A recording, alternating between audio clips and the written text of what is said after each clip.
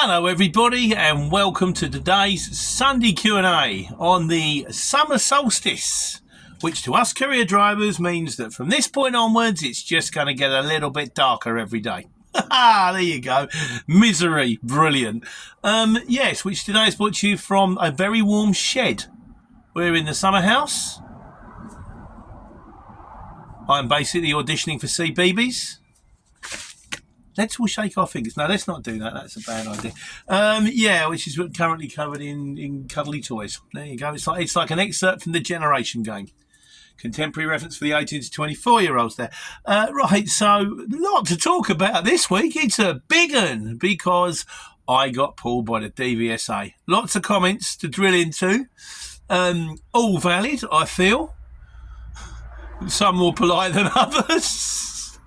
And we'll get to some kind of a conclusion, I hope. But before we go on, I want to give a shout out to Paul Glibberly Transport, who says, "Hi Pete, sorry to jump in your video, but I've just uploaded my first courier vlog, Paul Glibberly Transport." So there's a link. Anybody who wants to check out Paul's channel, welcome to the world of YouTube. I'll be honest with you, my friend, I've been doing this for 7 years now, and I'm coming up to 10,000 subscribers. Thank you very much, everybody. If anybody knows any family or friends or anybody who feels the need to subscribe to this ridiculous channel, please do. Everyone loves a subscriber. But yeah, it's one of those things, mate. It's 10 years to be an overnight success. I might do a video on that, actually. But that's not what we're all about. That's just vanity. It's just a thing, like, you know. But what we're all about is trying to share.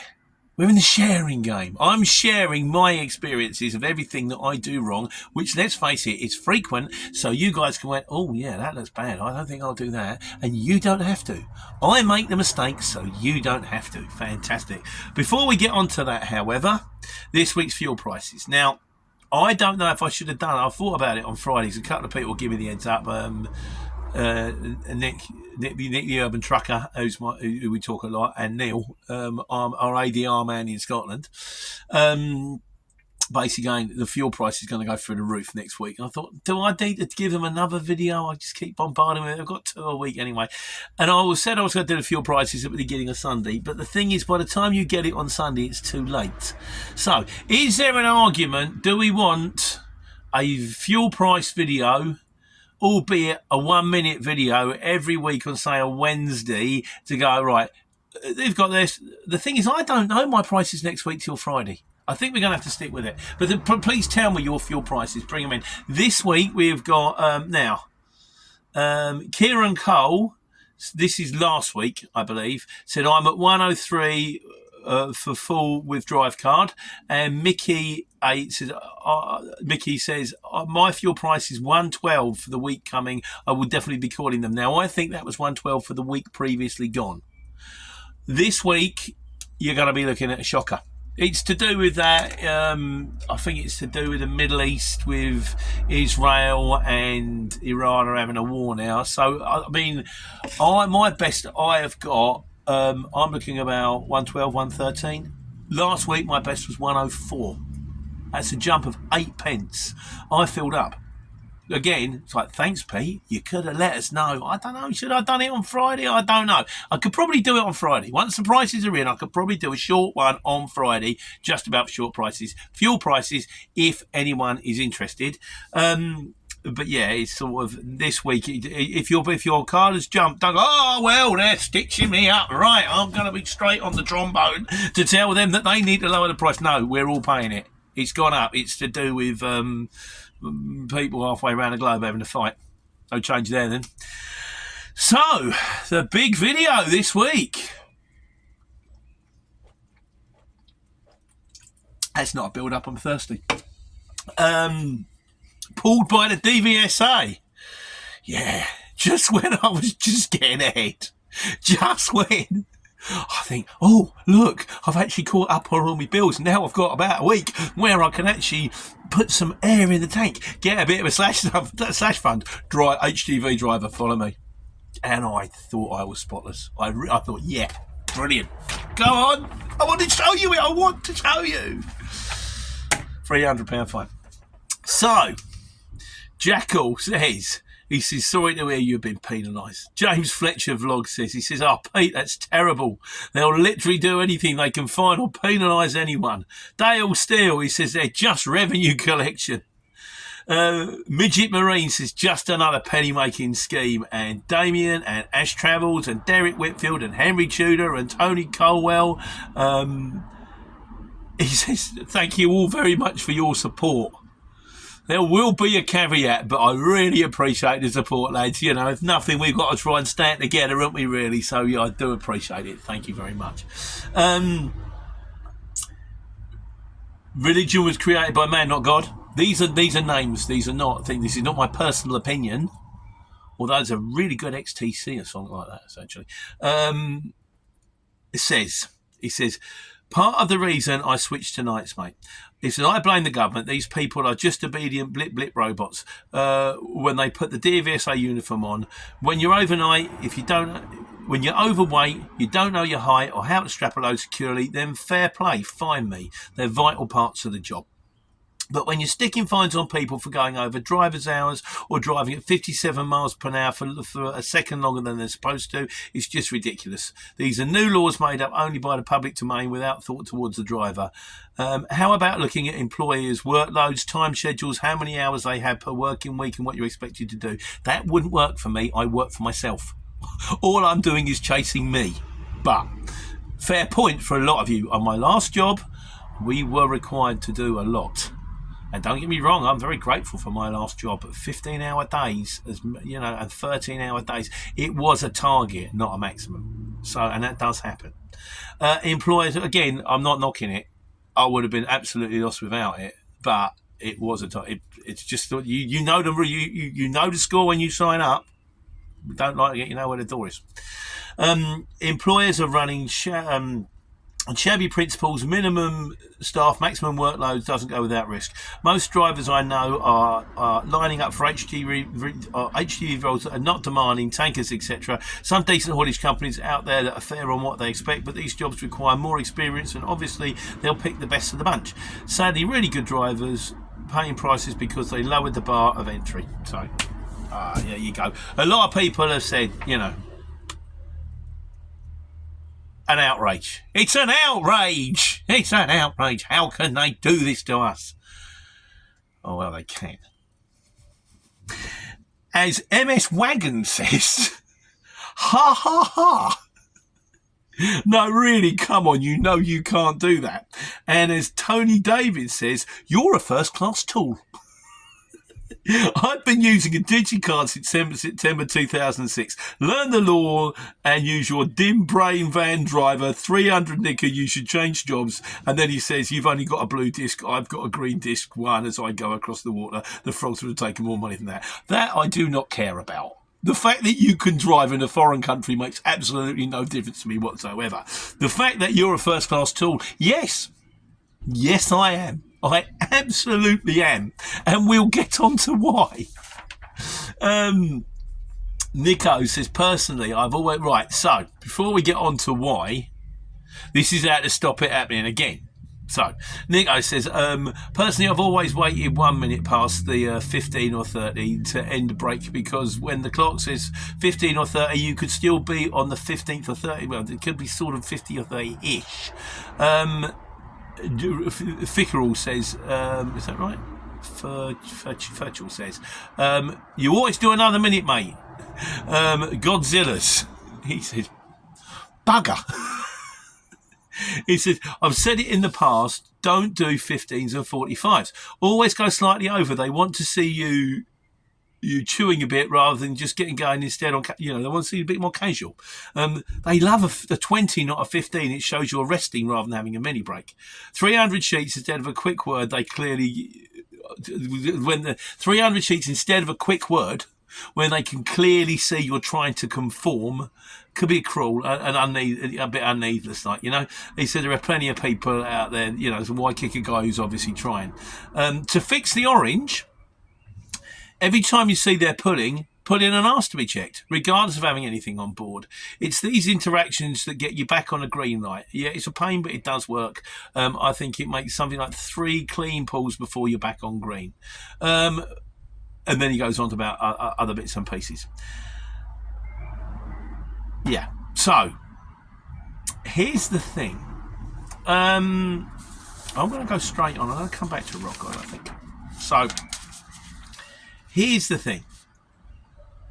A couple of people have said,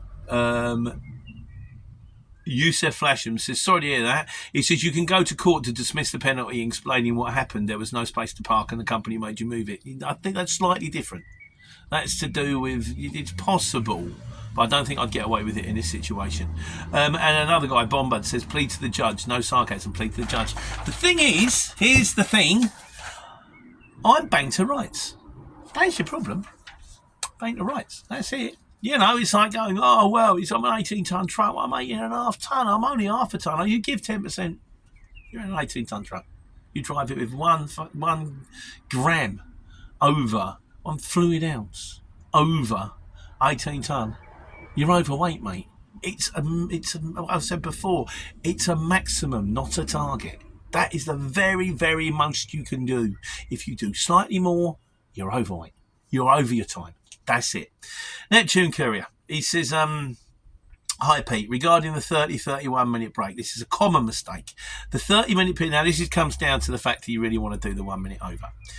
The 30-minute period starts at 0, but it's not until the 30 minutes and 1 second you go, tachos do seconds and can record 30 minutes at 30 minutes and 1 second.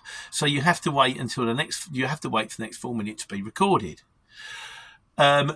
Green candle traction. Now I think this, of all the comments, mate, I'm really pleased with this one. I actually replied to him. I said, thanks very much. I want to put, I think this really sums it up for me. Anyway, he says, sorry to hear this. He says, unfortunately, you've learned the hard way. Problem is, I hear from a lot of drivers when they listen to other drivers for this sort of stuff. And there's the rub. He says, the DVSA, the DVSA call these micro movements, and this is something that Neil's mentioned as well, because of the way the tachograph is designed to record in calendar minutes, not seconds, the majority of activity given to each minute will be allocated to the activity. For example, 50 seconds of break, 10 seconds of driving, the minute will be called a break on a record, but the movement is still detectable. You listening to this? It's exactly what they look for as drivers will do this. For example, how many of us have done this?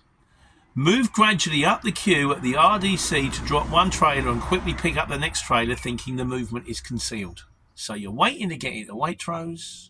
There's 5 Arctics in front of you. The guy at the front is clearly having a problem with his paperwork. I need to grab a 15. Have I done this? Of course not. Have any of us done this? Of course not. We are all upstanding citizens. We are, hopefully, upstanding lorry drivers. But the thing is, there's that thing in it. There's that little chat. It's like there's rules and rules, isn't there? You know, there's kind of, I say you've got to do this, but really, as long as you do this, no. There's rules. You have to obey them, which is, like I say, something I have learned the hard way. He says the tacho records it, including engine RPM, velocity, etc. You can produce these prints out yourself from the tacho head if you're curious. Select vehicle printout and scroll through the options. I've read the tacho printout several times. Whenever I have infringed, I still do not understand it. It may as well be written in Greek. In fact, I've got a sneaking suspicion looking at the symbols it is. He said you can download your OCRS report on Friday. It will show the event from today and you can check the impact it had. Shout out if you want some guidance, mate. That's super. That's fantastic. I love that. Thanks. So, the long and short is, I moved. You cannot move on a break. If you're on a 45-minute break and you move that motor for 10 seconds, you've got to restart the 45-minute break. Alternatively, if you're on a 45-minute break and you've done 16 minutes and you move that motor for 10 seconds, after half an hour, you've got to restart and do a 30-minute break because you've got to get the 45 in if you've got to get the 45 in. If your tacho says you're green and if you plug your card into Tacho Master and it comes up with a green box, it doesn't matter. Because if you get stopped the next day, they will plug into your tachograph, they will read your card and they'll go, you moved it. I don't care what your software says. You moved it, it don't count. £300 fine. So I'm telling you this, so you don't have to pay a £300 fine. And he says, I mean, in a nutshell, Ken Warburton says it's one of those things, Pete. It's a case of living and learning. It's annoying and frustrating. And the £300 fine in the nicest possible way. In the world of lorries, £300 in my life is a lot of money. I think twice about buying myself a new pair of headphones for 20 quid. But in the world of business, in the world that I live in, £300 is not a load of money. You know,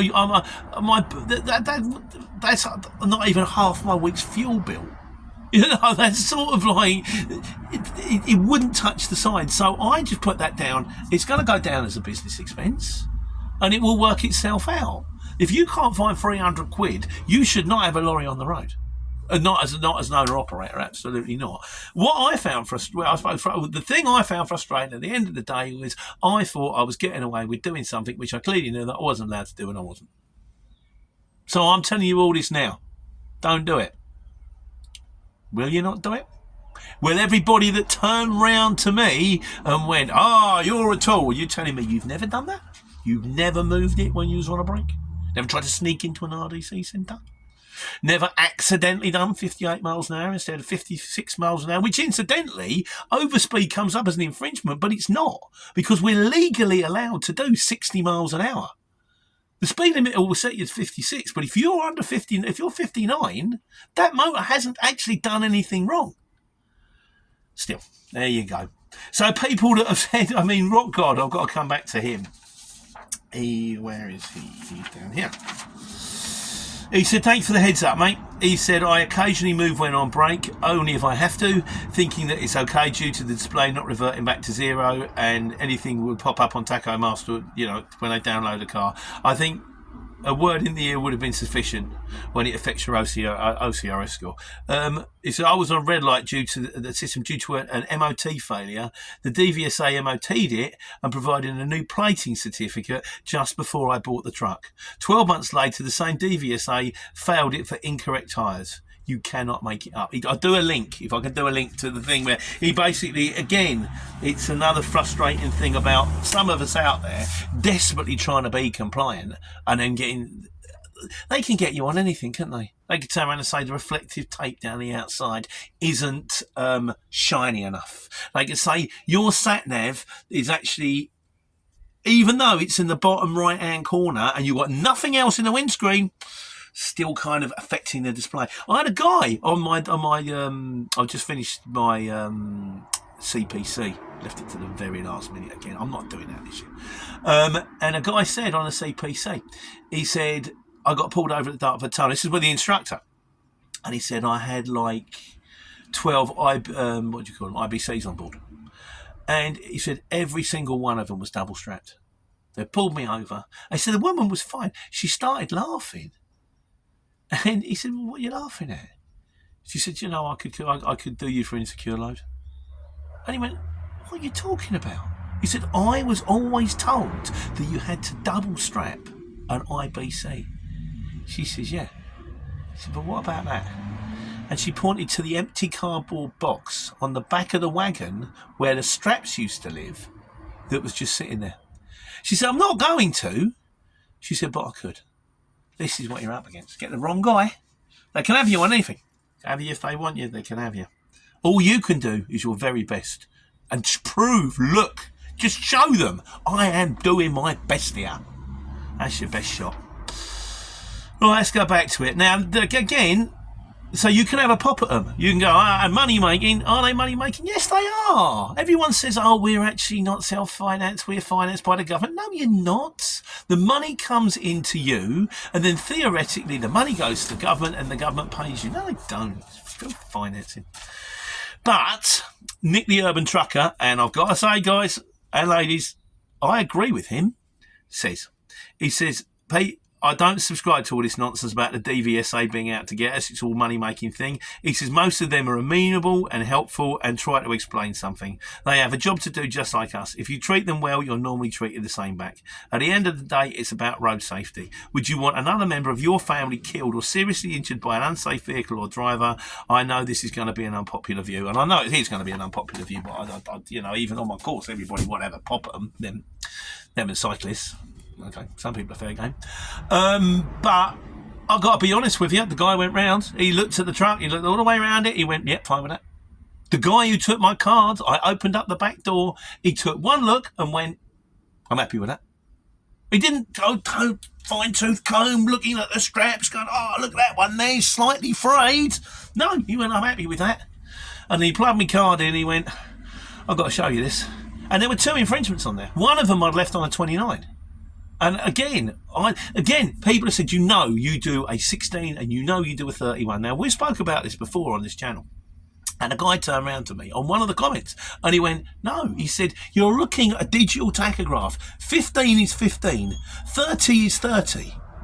And I thought, yeah, he's right, of course he is. If it says 30, it means 30. It can't mean 29. Turns out he was wrong and everybody else was right.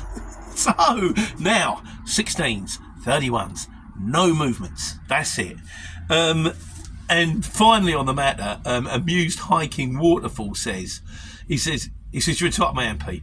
He says, thank you very much. I'm not sure everyone's going to agree with you after I've turned around and said, oh, there was something coming back to it on the DVSA. And there was a point that me and Nick were talking about. He says, do you know what? We're our own worst enemy. We bought all this on ourselves. He said, do you not remember, like, back in the 80s or the 70s, the amount of times you'd turn on the radio and you would hear that the M18 or the A19 or the M1 is closed due to a lorry had shed its load? Because what happened was, yeah, stick it on there, mate. Yeah, all them boxes. Yeah, no, we don't need tarpaulin. We don't need straps. We'll be fine. Down the road, look in the mirror. Oh, no, that's not right, is it? Everything's fallen over. They brought these rules in. You see them on the course. The things you go, oh, blimey, bet that hurt. So, and you look at them and you think, he's not taking that out on the road, is he? God, that's just an accident waiting to happen. So they're kind of there for a reason. Are they all fantastic? No. Is anybody in this world fantastic? Some, yes. Am I fantastic? God, no. Oh, I'll tell you what David Chris calls me one day. And he's one of my best friends. But I gotta be honest, they pulled me over. I didn't get the feeling or the impression they were out to get me. I think they gave me a fair assessment. And the bloke said, regarding the second infringement, he actually went, he said, look, he said, I've got to do you. He said, it's on the computer in front of me. And interestingly enough, before they were talking to me, they were talking between themselves and they were going on about the guy. I think it was a guy that said about my card and said that something else had happened to him previously. And he went, yeah, he said, I got flack for that one. I said, what happened? He said, well, I pulled a coach and I did them for not having a fire extinguisher. But I think it was because the coach was like 12 seats or under. Technically, it didn't actually need a fire extinguisher. So they came back and went, you don't need one. And my manager got to me and tore me another. So I'll let you finish the rest of that. And I was like, okay, well, I suppose there's a lot to remember. Transport managers, there's a lot. And these guys, there's a lot to remember. So I didn't feel it was out to get me. I wasn't happy about the fine. But what do you do in these situations? I could go to court and fight. No, how can I fight it? Look, we can prove you moved it. What you do? You wipe your mouth, you walk away. Tomorrow's another day. Yeah, so as Amazing Hike Waterfall says, he says, loads of respect, buddy. He said, I literally had the same the other day. Was fined £300, even though I took my break again after moving the truck a little on the yard. Apparently, I was 2 minutes short. I couldn't believe it. I was sure I timed it right. I got the manager on site on my phone and spoke to him. He even confirmed that I'd left bang on 30 past, which made my break exactly 15 minutes, but he didn't believe him. He said, so gutted. Only ever done everything by the book, green lights all the way, frustrating. Here's what it is. You can just keep doing the best you can. And the final word on this goes to Stuart, who says, you should have floored it and run for the border. Absolutely, my friend. with convoy and was rolling up and trucking on the from Smokey and the Bandit on the radio. Definitely listen to more country music. So that's all that on that one. Don't do it, guys. If you do it, you end up in the same situation as me. I just wanted to share it. I want someone to give me a comment in 3 weeks' time to turn around and say, I got pulled in and I didn't get nicked because I had moved it and I thought, you know what, I'm going to sit here for another 15 minutes just to make sure that's all right. And then when they pulled me over, I was fine. Please. So, the wise guys. Draskowski says, hi Pete, he said, I would like to jump in a truck. Can anyone recommend a good transport manager and a good garage for services and a parking zone in Milton Keynes? Now, I'm Dunstable. I can give you a great mechanic. I don't think he's taking people on, but I would say for a mechanic, probably HTC's your best shout. Don't know if they've got one in Milton Keynes. As for a transport manager and anywhere to park, Milton Keynes isn't short of industrial estates and places, but I don't know any. So if anybody knows a good place, we get back to sorry, my friend, we get back to the man and let him know. That would be great. And which brings us to Miscellaneous. Simon Trucker. He says, nice videos and channels. Do the CX accept monthly subscription? No. If they did, and I know why they don't, because a lot of people go, I'm going to join the CX, I'm going to smash it, I'm going to be brilliant, and then they realise within 2 months it ain't for them, but they can't get out. If they had a 2 monthly subscription, they'd just cancel it. So you're looking at a year. I mean, you can get away with half a year under extreme circumstances, like you've been on it before. Or like me, I can't, because I've been on it before, I got it and another guy got that. But normally they want a year up front. Once you've done a year up front, you can go down to 3 months. The only thing is you want to tell them you want to go down to 3 months, more than 3 months before it expires, because otherwise they'll go, you're outside the period now. Computer says no, because I got done with that one. I had to do half a year and then half a year later, right, then another half a year. And I was thinking I only had to find 3 months, but I didn't. Chris Holster says, bit of a long shot. Do you know anything about Amazon Relay or anyone who's worked it and is worth looking at?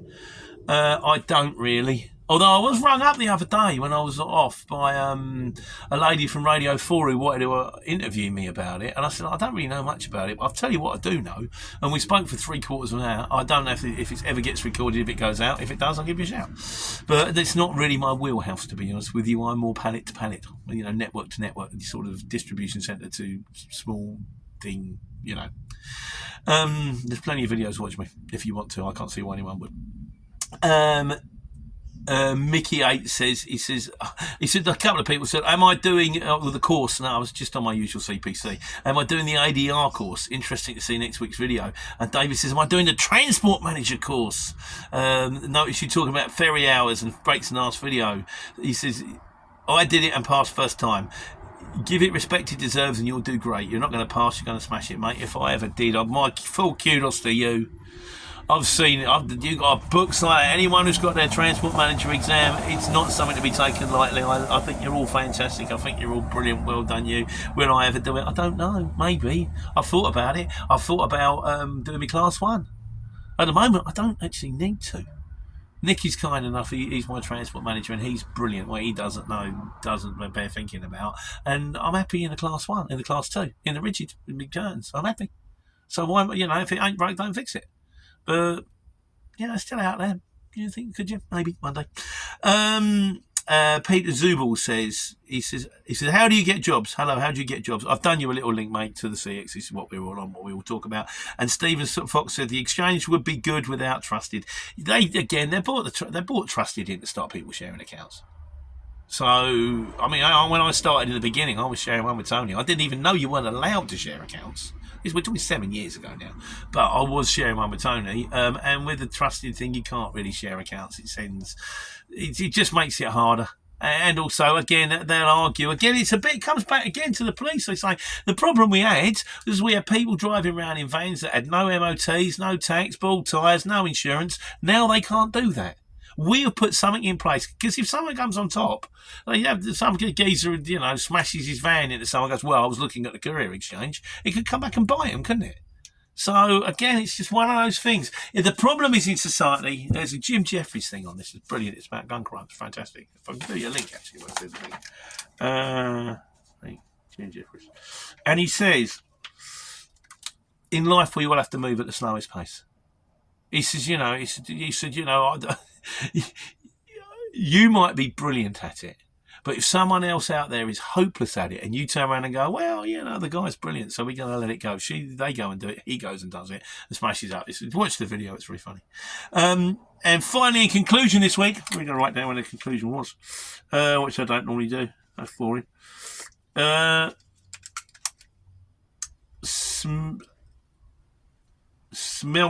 can't even read that. It says, hello, mate. Which British accent is it?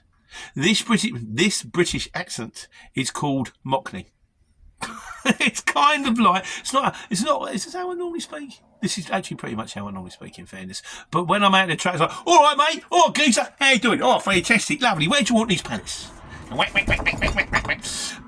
Yeah, and I sometimes feel like, anyone ever out there in the game actually feels like I've got imposter syndrome?